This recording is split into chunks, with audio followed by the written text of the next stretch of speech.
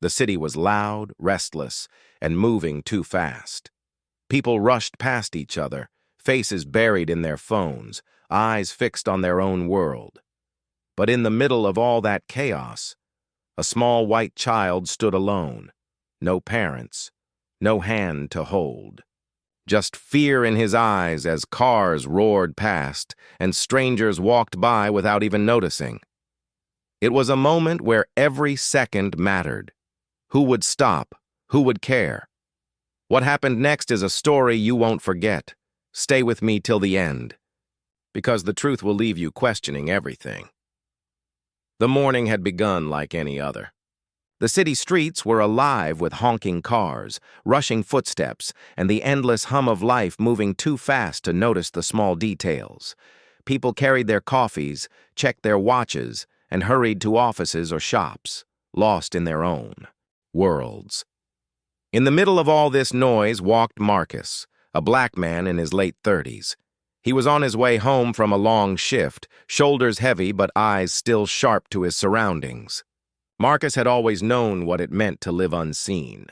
To many, he was just another face blending into the crowd, sometimes ignored, sometimes judged before a single word left his lips. But on that morning, fate placed him in a moment no one else seemed willing to see. At a busy crosswalk, just a few feet from the rushing cars, a small child stood frozen. His clothes were clean but slightly wrinkled, his shoes untied, his face pale with fear. He couldn't have been more than 7 years old. Dozens of people passed, glancing, frowning, whispering, but not one person stopped. Marcus noticed instantly. Something about the way the child clutched his little backpack, scanning the sea of strangers with tearful eyes, told him this wasn't a child waiting for someone. This was a child lost. And while others kept walking, Marcus slowed down.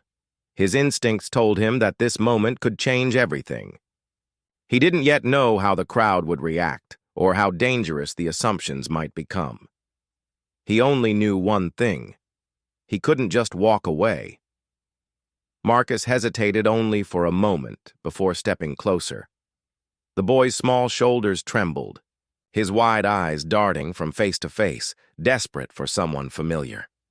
Marcus crouched a little, keeping his distance at first, not wanting to frighten the child. The boy's lip quivered.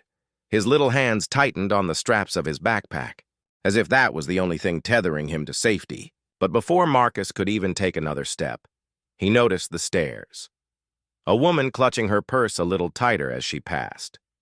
He knew that look. It was the look he had felt his entire life. The quiet judgment. The unspoken question. Why? Is a black man near a lost white child? Still, he pushed the thought aside. The boy needed help, and Marcus knew what it felt like to be left behind. He reached out his hand gently, speaking softly, though the city's noise swallowed his words. The boy blinked, his tears spilling, and finally, slowly, took a step toward Marcus. That's when the first voice rose above the crowd. "Hey, what's going on here?" A man's tone was sharp, accusing. Others began to look. Whispers grew louder. Marcus straightened, his heart pounding. He opened his mouth to explain, but the looks told him everything. They weren't ready to listen. To them, the scene didn't look like kindness. It looked like danger. And yet the boy reached closer, as if instinctively sensing safety in Marcus's presence. Marcus couldn't turn away now, but with every second, the tension thickened. The child was still lost, still alone, but now Marcus was becoming the focus of the crowd's suspicion. Somebody pulled out a phone. Another muttered, "This doesn't look right." He had seen it before. Kindness twisted into suspicion. Good. Intentions turned into accusations. But he couldn't let fear stop him. Not now. With steady breaths, Marcus guided the boy away from the rush of traffic, toward the safety of the sidewalk. The child clung tighter, still silent, still trembling. And though Marcus wanted to shout at the crowd that he was only trying to help, he knew words might not be enough. All he could do was keep walking, protect the boy, and hope that the truth would find its way through the storm of judgment gathering around him. The boy's small hand was still locked around Marcus's fingers when the flashing lights cut through the noise. A police car pulled up, siren wailing for just a second before it fell silent. The crowd, which only minutes ago had been rushing, passed, now slowed, gathering like moths to a flame. Dozens of eyes fixed on Marcus as two officers stepped out, their hands already near their belts. Marcus's stomach dropped. He knew exactly how this looked. A black man holding the hand of a white child, surrounded by whispers, with suspicion hanging heavy in the air. He wanted to shout that the boy was lost, that he had only stepped in because no one else would. But the stares, the unshakable presumption of guilt tightened around him like chains. "Sir, step away from the child," one officer barked. The crowd leaned in closer, phones raised, recording every second. Marcus froze. The boy's grip tightened, his tear-streaked face turning up to the man who had been the only one to notice him. The child shook his head, clinging even tighter, but to the crowd, that looked like fear. Marcus raised his hands slowly, voice steady but strained. He spoke clearly, explaining that the boy was alone, that he was just trying to help. But his words seemed to bounce off the wall of distrust surrounding him. Every move felt dangerous. Too slow, and he looked defiant. Too fast, and he risked escalation. The boy finally spoke, his small voice breaking through the noise. "I was lost. He helped me." For a brief moment, silence fell. The crowd shifted, uncomfortably. But suspicion didn't vanish. It lingered, thick and poisonous. The officers finally lowered their hands, their posture softening just slightly as the boy's words sank in. One of them knelt down, asking the child his name, where he lived, how he had gotten separated. The boy answered through shaky breaths, still clinging to Marcus's side as if letting go meant losing the only safety he'd found in the chaos. Slowly, the pieces came together. A call went out to search for his parents.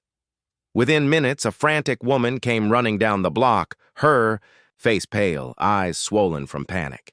The moment she saw her son, she burst into tears, scooping him into her arms. Relief washed over the crowd. To them, the story had ended happily. A child reunited with his mother. But Marcus knew the truth was more complicated. He had been the only one to stop, the only one who noticed. Yet instead of gratitude, he had been met with suspicion, whispers, and the weight of being seen as a threat before he was seen as a human being. The mother thanked the officers first, then finally turned to Marcus. Her voice trembled with gratitude, but her eyes carried the same hesitation Marcus had seen in so many others before. It wasn't malice. It was something quieter, deeper, harder to unlearn, fear built on stereotypes. Marcus walked away slowly, the city noise swallowing him once again. He didn't need applause. He didn't need recognition. What he wanted, what he had always wanted, was something far more simple: to be trusted, to be seen without suspicion, to live in a world where kindness wasn't mistaken for danger. And so the question remains, in a world where judgment moves faster than truth, how many acts of kindness go unseen, or worse, condemned? If you've experienced or witnessed the same, share your story in the comments. And don't forget to like, subscribe, and share this video so together we can spread the message further.